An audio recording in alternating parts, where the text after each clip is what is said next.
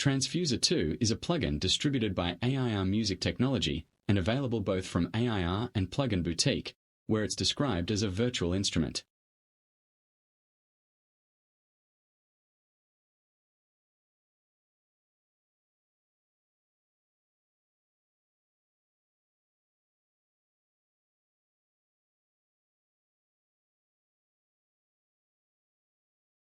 It's a kind of hybrid drum machine, sampler, sequencer, effects rack, with enormous capabilities but a complicated and difficult interface.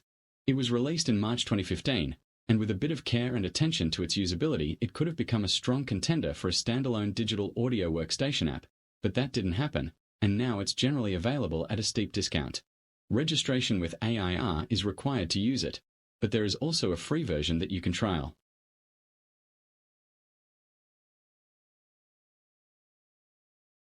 What I plan to do here is go through the absolute basics of how Transfuser operates, and then elaborate on that in some further tutorials. Let's begin by dragging the installed VST into a Bitwig instrument channel.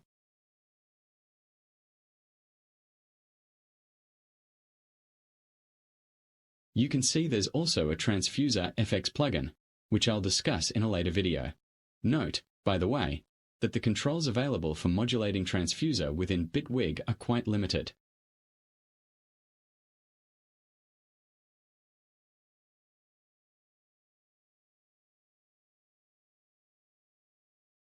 Here's Transfuser running, and I'll start at the top left with these three categories: tracks, presets, and audio.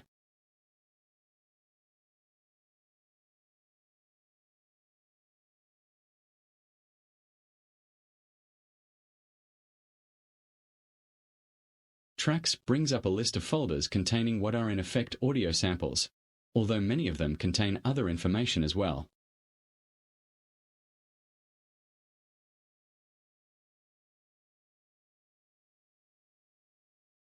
Presets are just predefined collections of these samples.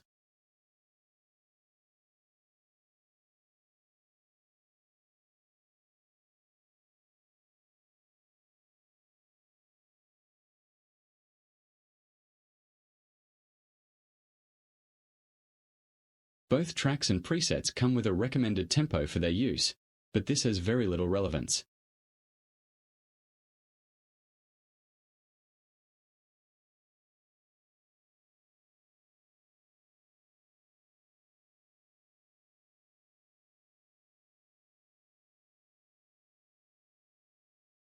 Audio is a basic browser that you can use to locate audio files on your own system, although as we will see later, dragging and dropping is generally more convenient.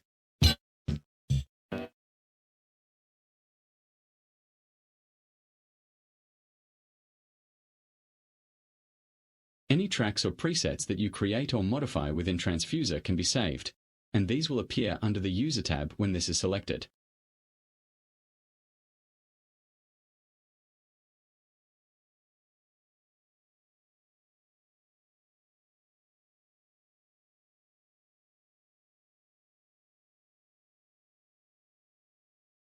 Let's go back to the Factory tab and select Tracks. I'm going to start at the top with the Drum Tracks folder, and bring in the first of these 12 against 4 by dragging and dropping it in the space to the right.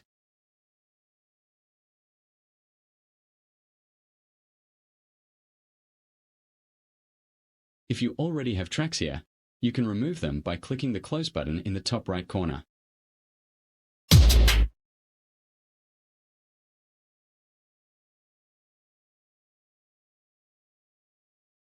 Let's just start with this one.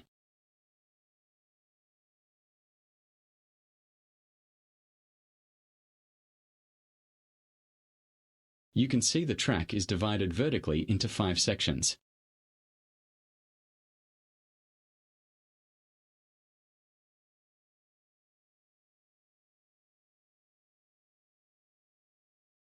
The first section controls how the track is triggered.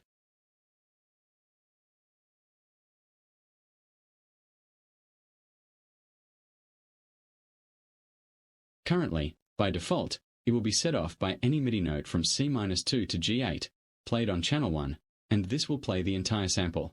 You can try this with the on-screen keyboard or through a MIDI controller device if you have one.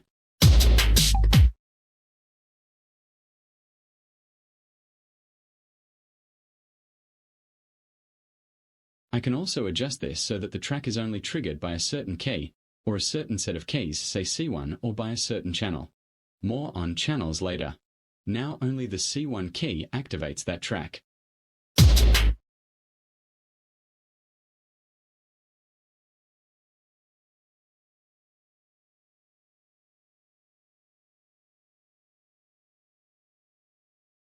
The second panel varies according to the type of sample and how it is treated.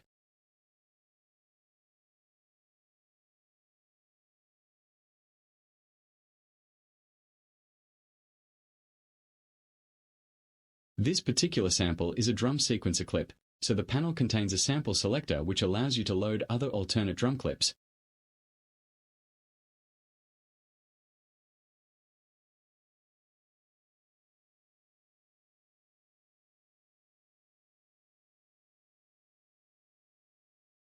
Browser buttons that step through the available clips in sequence, an on/off button, and a groove control which relates to the groove panel at the bottom of the track list.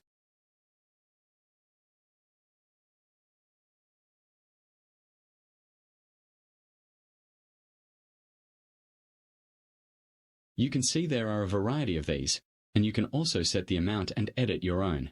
You can't save an edited groove, however, other than as part of a complete preset.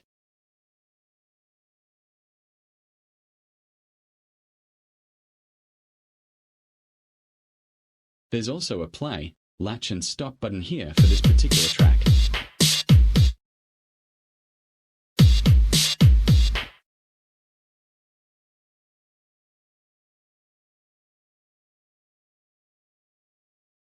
The third panel also relates to the type of clip.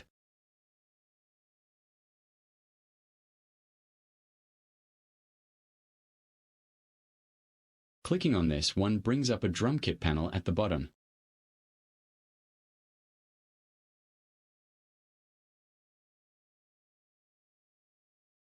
The panel shows 3 controls, for pitch, cutoff, and decay, and these work pretty much as you might expect.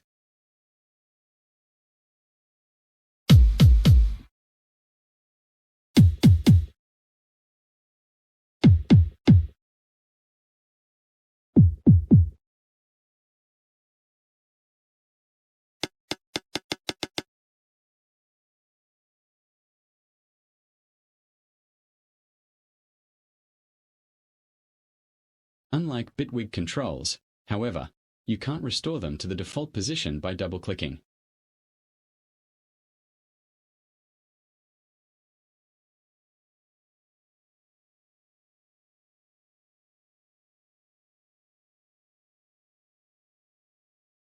We'll look more at that bottom section later, but note that you can drag your own clips into it in the same way that you can with the Bitwig drum machine, and preview them by clicking.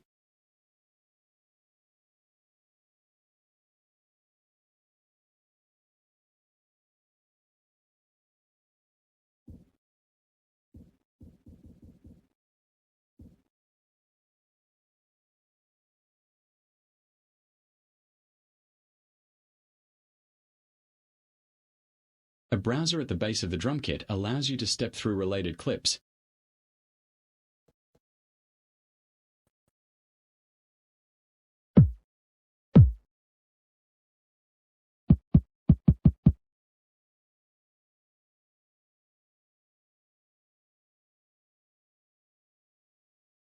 And the randomize button above it will randomize all the clips.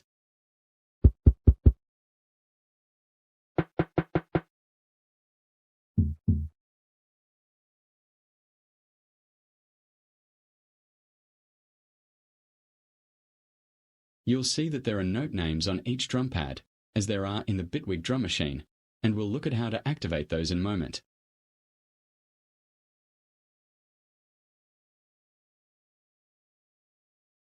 The second and third panels are independent, in that one controls the sequencing and the other controls the sound, and you can drag into either panel from the tracks menu at the left.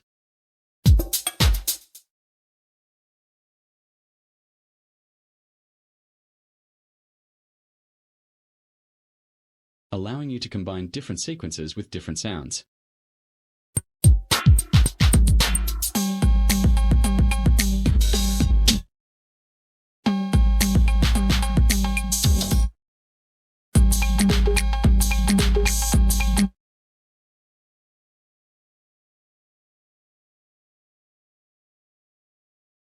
The fourth panel is to do with track-specific effects.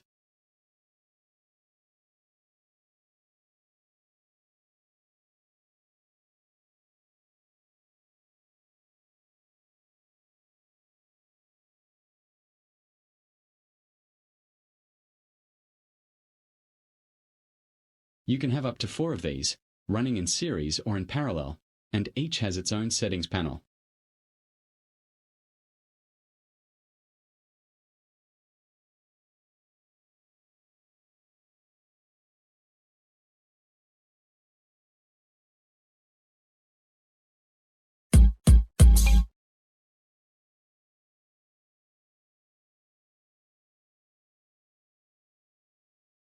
Most of these should be fairly familiar to you.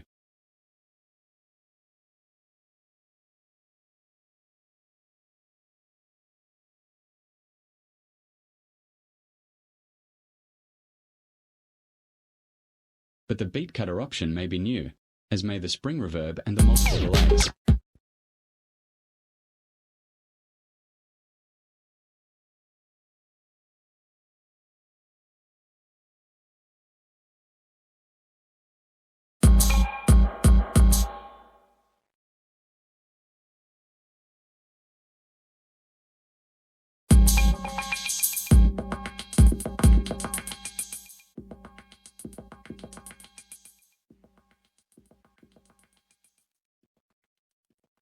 Note too that these effects can be applied to the output of Transfuser as a whole through the FX1 and FX2 buttons below, providing the equivalent of Bitwig FX tracks.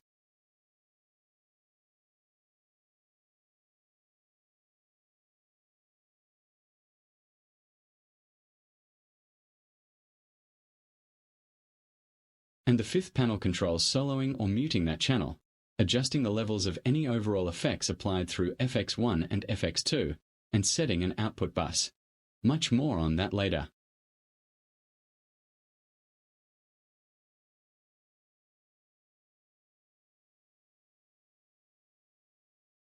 Lastly for this video, let's go back to the second track panel, labeled Drummer EQ, and look at the bottom section here.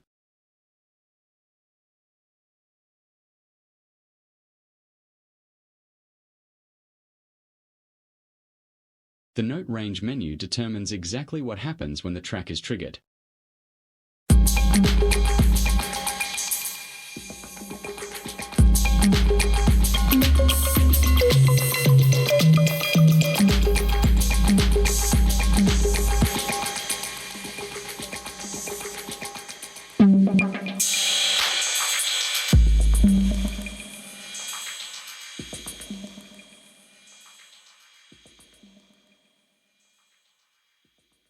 The first option, Trigger Pattern, plays the sample at its original pitch, regardless of which key is pressed.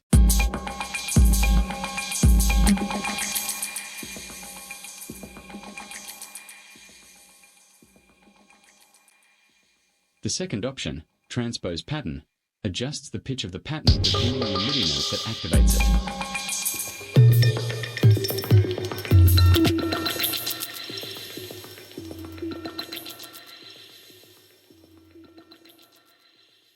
And the third option, Play Pads, as you would expect, gives us access to the individual drum pads by playing the notes that we saw on the pads when we selected the third panel.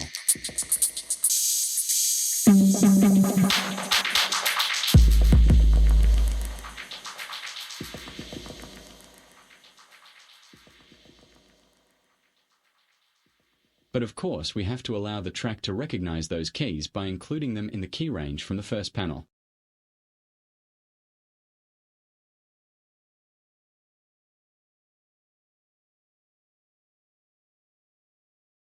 That's probably enough to take in for now. If you have Transfuser, or decide to get it, then have a play around with it, and in the next tutorial I'll talk about some of the other types of samples.